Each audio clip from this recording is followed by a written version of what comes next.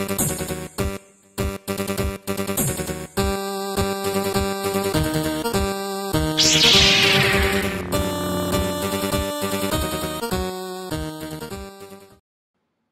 going on, guys? This is Ryan, aka Wags, with the Brothers Dimm, bringing you guys my third deck tech video.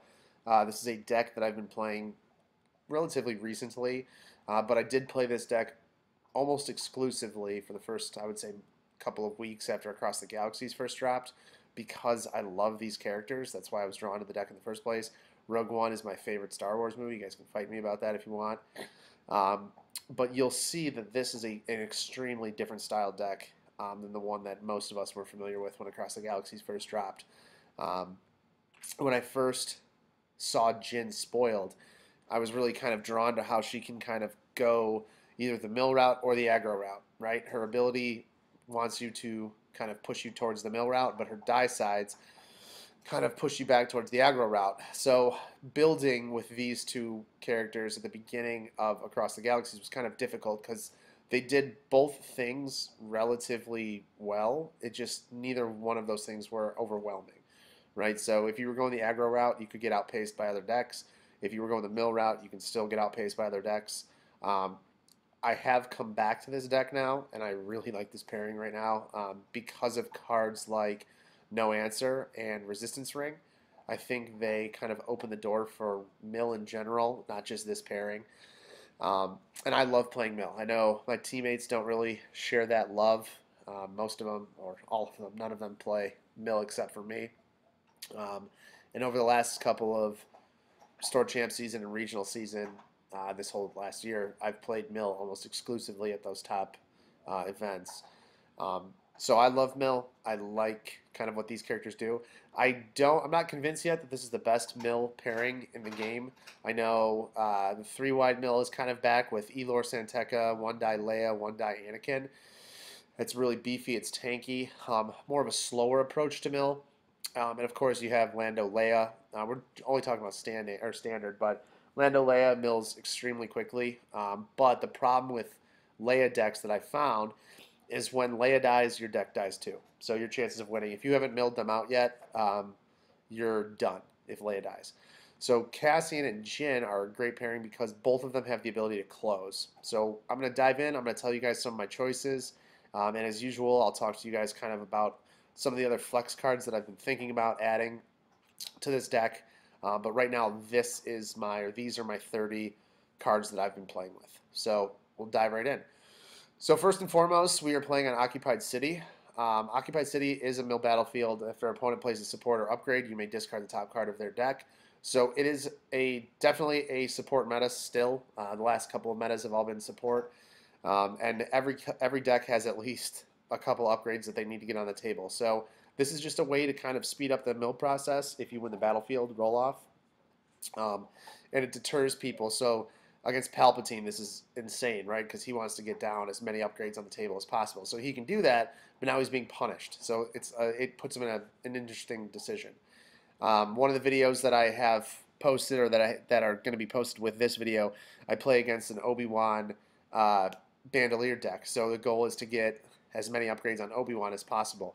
And I play with one of my good buddies and also one of the better players that I know. And we talked about it afterwards, and he really was kind of in a bind with when to play upgrades because he didn't want to further my victory condition, but at the same time, he doesn't want to set himself too far back. So if you check out that video, it's an interesting kind of back and forth that he has, or that decision process. But Occupied City is great. Again, furthers our win condition. I know in every video so far I've talked about Salt Flats. Both of these characters are leaders. So Salt Flats might help us with the resource problem that I'm going to talk about with this deck.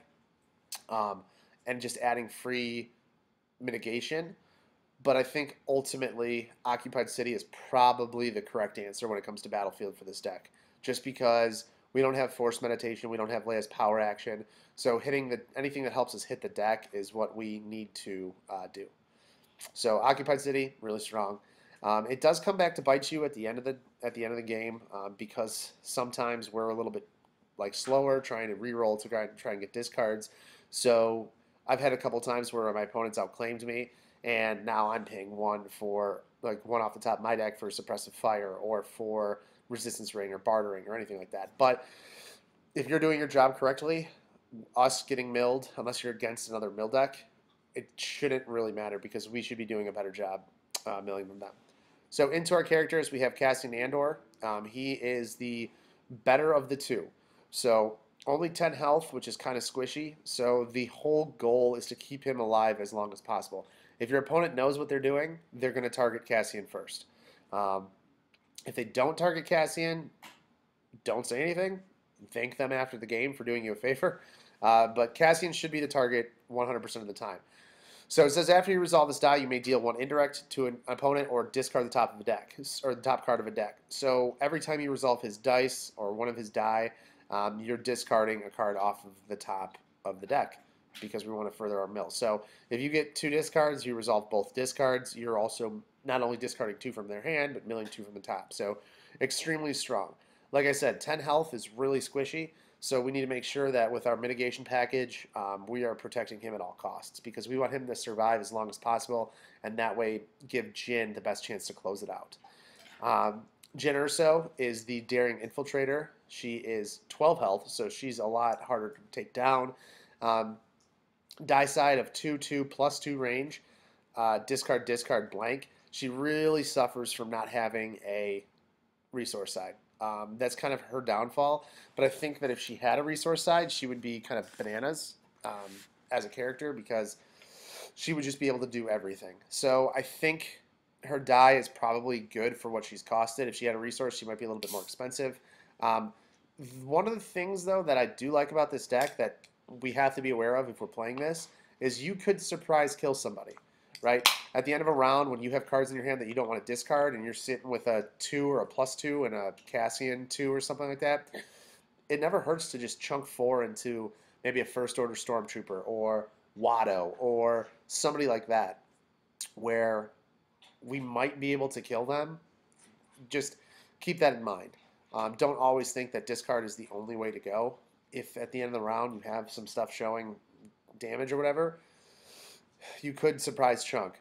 Her ability, after you activate this character, you may look at the top 3 cards of an opponent's deck, rearrange them in any order, and then discard the top card of that deck. So upon activating her, it's an auto mill, which is great. It furthers our victory condition really hard every time you activate her.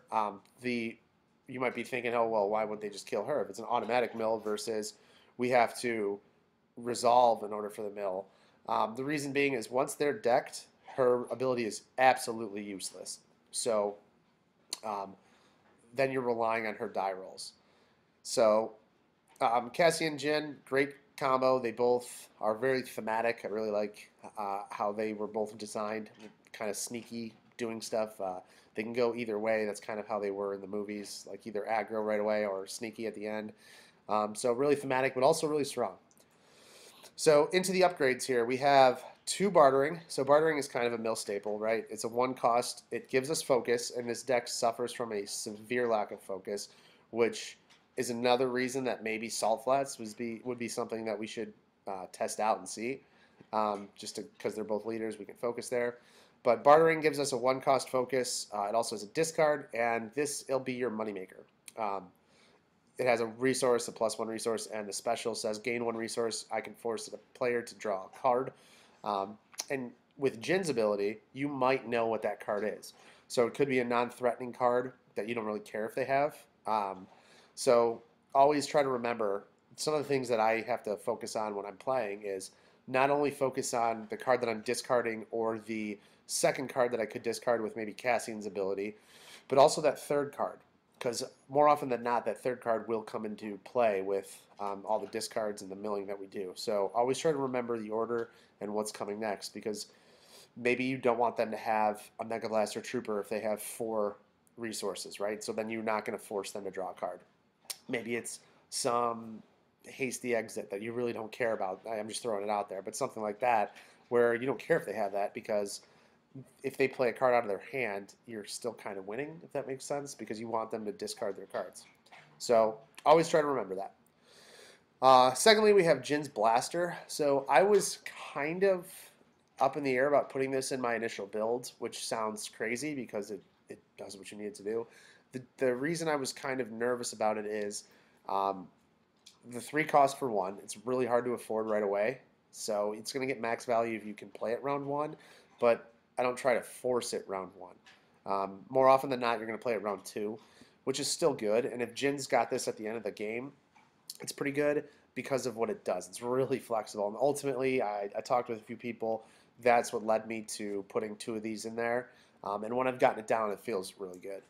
So it's got a 2 range, a +3 range, a 3 indirect, a discard, a shield, and a blank. So again, it could add to the whole sneaky kill thing. I mean, it's not crazy to roll out Jyn and then with all these triggers end up showing 7 damage, right? And at that point, you're like, yeah, well, I want to discard, but 7 damage is 7 damage. I'm not going to ignore this.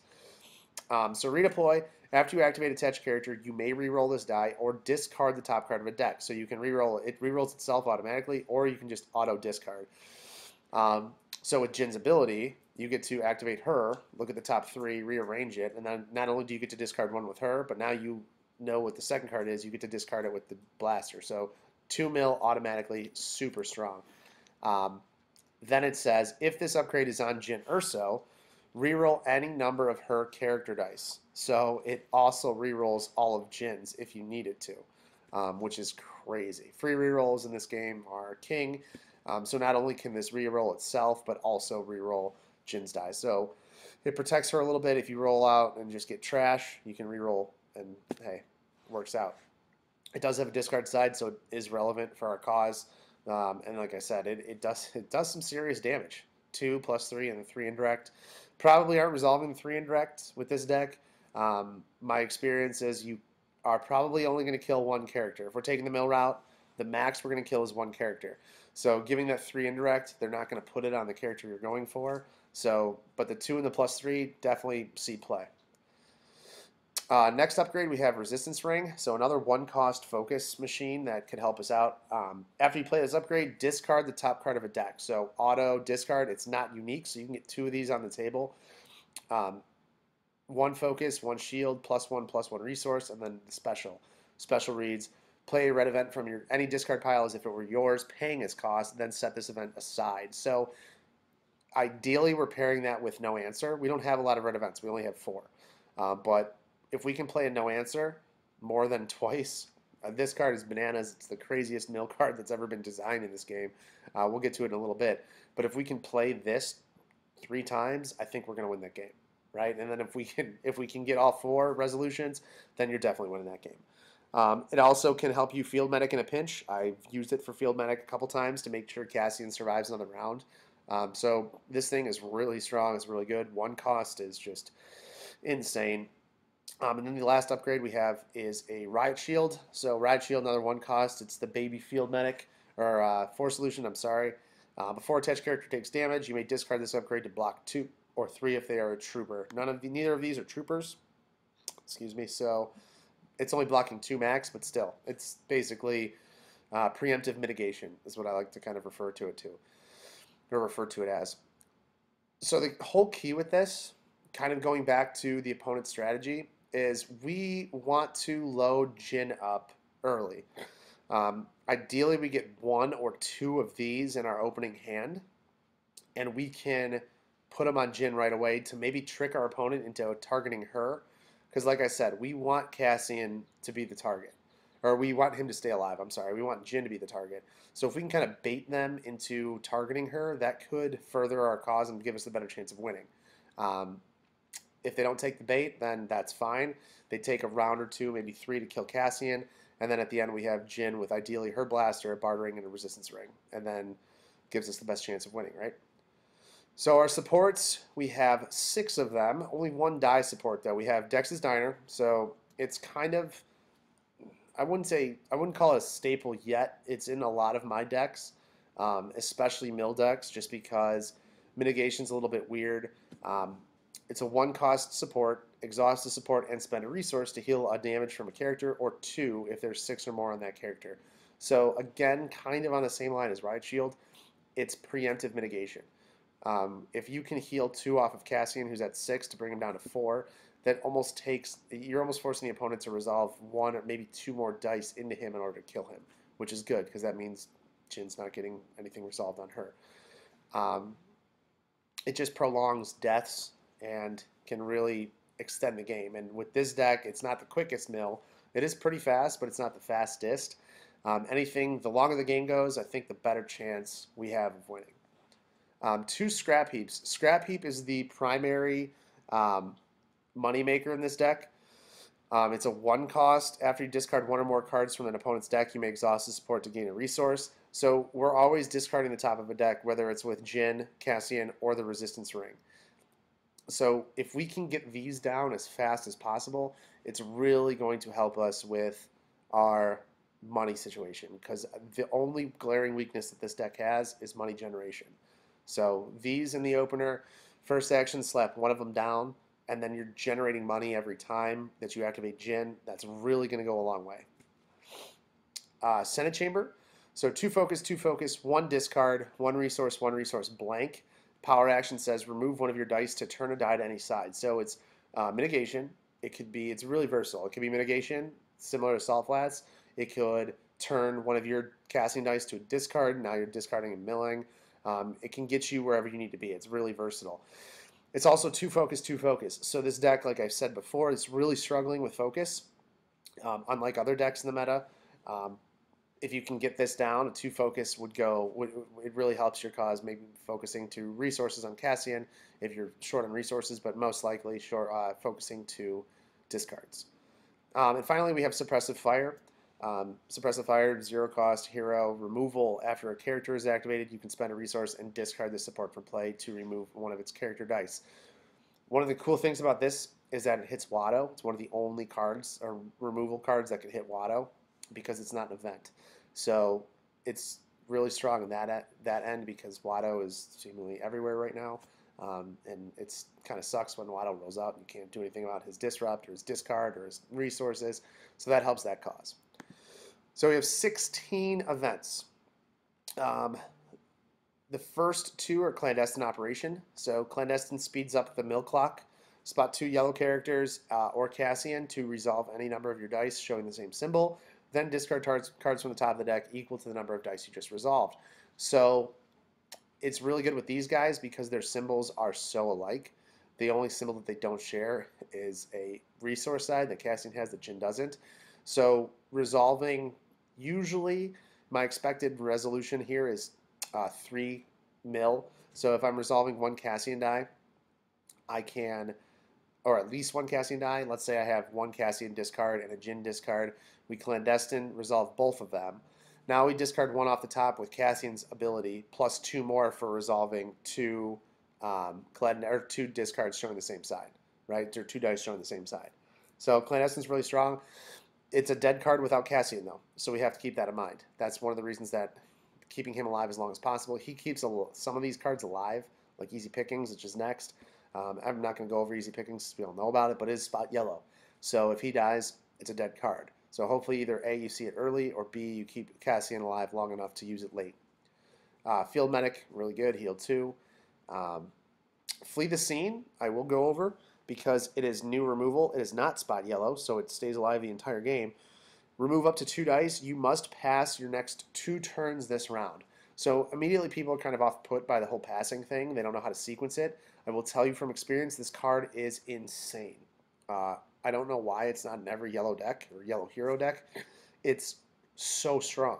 It punishes focus, and focus is everywhere in the meta, right? You wait until after they use 1 die to focus 2 more, and then you just remove the threatening dice. Just because you have to pass twice, it's not that big of a deal. Worst case scenario is they claim and you don't take any damage. I mean, that's honestly what it is. If they have, the only thing that this doesn't help with is God rolls, which, I mean, that's a part of the game, right? You have to tip your hat if an opponent rolls into 10 natural damage. You can only kind of mitigate a little bit and then just take the rest on the chin. But this, usually, aside from God rolling, this card is going to get you out of a ton of different situations. For a 1 cost, non-spot yellow, it's amazing. I had it as a 1-of originally. I was testing between that and a route, which didn't really make sense with my upgrades, but I was kind of just seeing how it felt. And after the first game, I immediately bumped this up to 2. This is really strong. Hasty is a card that I'm not sold on yet. I just really like the idea of it because it's a zero cost. I don't really care about battlefield control, especially if I'm not playing on Occupied City. Even if I am, it's not that big of a deal to give them credit or give them control if I'm resolving a big damage die. Um, I don't know what else I'd put in here because I kind of like the removal numbers that I'm at right now, but we'll see. More testing is going to see if this is a useful card or not.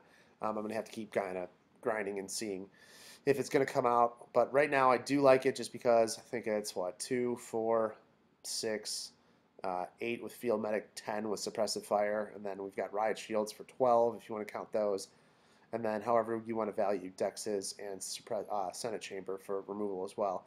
So Hasty stays for now. We'll test and see if it's going to come out. No answer. So no answer, like I said before, is the craziest mill card that's ever been designed for this game. It's insane. For a 1 cost, discard a random card from an opponent's hand. Okay, that helps our cause. If that opponent has no cards in hand, discard the top 3 of their deck. So you can use this when they have 1 card left to discard that card, and now that they have no cards in hand, you just mill 3. If they have no cards to begin with, mill 3. It's insane. You do want to kind of save it for that big blowout, but if they're down to 2, I've used it when they're down to 2 cards in hand, just trying to get rid of a threatening, like maybe they have 4 resources, and I'm afraid Mega Blasters is coming down. I'm going to take that 50-50 chance, but more often than not, I'm able to use it because of how fast and how well these guys can discard with our upgrades and stuff. I'm using it when they have 1 or no cards left just to get max value. And then again with Resistance Ring, you can play it from the discard pile, and it's bananas. It just speeds up the game so much. This card right here is why this combo is a viable mill deck. They would not be a viable mill deck without this card. That's how good this card is. One thing to note, Resistance Ring also hits your opponent's discard. So if they're playing Red Hero or Red Event, sorry, not even Red Hero. If they're playing Red Events, take a look at theirs, right? If you don't have any in your discard pile and you roll a special on this, maybe you can get away with a Probe. Maybe you can get away with a Field Medic from their deck and heal Jyn or something like that. So just keep in mind that this also hits their discard pile as well. Next we have Scruffy. So Scruffy looking Nerf herder. Choose one of the following types: event, support, or upgrade. Then look at opponent's hand and discard a card from the chosen type from it. So I like to save this card, wait for them to get resources. Supports are everywhere. Entourage decks, Mega Blaster decks, Fist still. I mean, Fist isn't as prevalent as it was because money making is a little bit more difficult, but it's still out there. So play it around, maybe see. They get 4 resources. You suspect that they have a Mega Blaster in their hand. Call support, watch them cry. If it's later in the round and you haven't rolled out yet, you're worried that they might have some blowout event to take away Cassian's dice, call event. Usually I'll save this for a support, but I've used it on events before. It's really flexible, it's really versatile. It's not spot yellow, so it's always live, which is really good. And then finally we have Vandalize. So Vandalize is great when you're at the end of the round and you might have like a +2 on Jyn and like a blank, and you don't want to reroll any of the other cards, and they might have like a, I don't know, a TLT or an R2 Astromech or one of the droids from Afra, BT or 000, something like that. You can just get rid of Jyn's dice. You don't really care because they're not getting value anyway, and then really set your opponent back. If you can hit the dream and get a 4 Vandalize down, yes, you're setting yourself back quite a bit because you're not getting the added value out of Cassian's dice. But if it's something like a Fire Spray reset with the Yoda vehicle deck going around or something like that, it might be worth trying that. I really like Vandalize. It hits a ton of stuff. So I had Well Connected in here originally because it kind of helped with the no resource thing. But ultimately I went with Vandalize, and I do like how it's performing compared to Well Connected. Well Connected was cool because you knew what card you were giving them with Jyn, which is strong because you have hand knowledge. But I think overall Vandalize is the better play. Overall, this deck performs really well. It struggles to really, really aggressive decks so far. I think I'm 1-1 against a Phasma deck. because she just overwhelms with dice. But it's not an unwinnable game. If you can hit the right things and you can mitigate the right stuff, Easy Pickings is really good against Phasma. Flee the Scene is really good against Phasma. So it's not a lost cause. You just have to make sure that you're playing correctly and playing kind of on point so that she doesn't kind of overwhelm you. And if she rolls hot and she God rolls you, kind of got to tip your hat to that. But I love this deck. It's not, like I said, it'll take some time before I can call it one of the top mill decks. I think it's more of a fun deck, and I like that these guys are like viable pairing now because, like I said before, I do love the pairing. It's just really fun to play with. So you guys should give it a try if you like mill. Even if you don't like mill, this is kind of like a tweener mill, so it's you can go aggro if you want. Definitely revisit this character pairing though. If you want to go the aggro route or maybe the half and half route, you can take out bartering, you can take out resistance ring, keep some of these, and try to go the half and half route. Let me know if you've had success with that, seeing, or maybe you can go straight aggro. There's that instigate card, which is activate and roll. It's like hit and run. Could be really good with Jyn because her dice are really good, especially if she's got her blaster slapped on her. So let me know. I'll post this list with this video. But otherwise, thanks guys for watching. This has been Ryan with the Brothers Dimm. Hoping to give you guys some more content like this.